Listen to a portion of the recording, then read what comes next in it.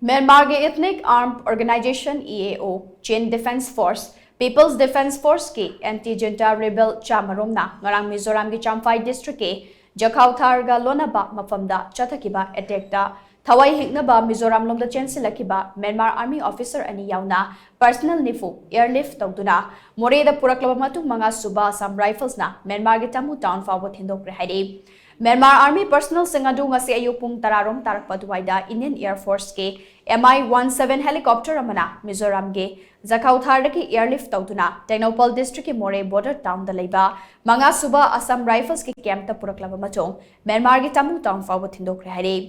Press na fangba pao magi matungina ngarang ayu angan badage Mizoram ge Jakhau Thangka Myanmar ga lona ba international border da leiba Myanmar army ki post anida anti-junta singna akan mamongda landa badagi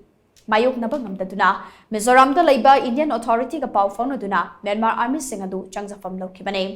ngarang ahing Champhai district ta leiba Indian army ki camp amada ahing yareklaba matungda ngase ayu pung tararom tarakpa duwaida Indian Air Force Eastern Command ge Mi-17 helicopter da Myanmar army ni fodu Moreh da puraklaba matung Myanmar ke Tamu Town da leiba makhoi army base camp da manga shuba Assam Rifles ki personal singna kusinakibani hari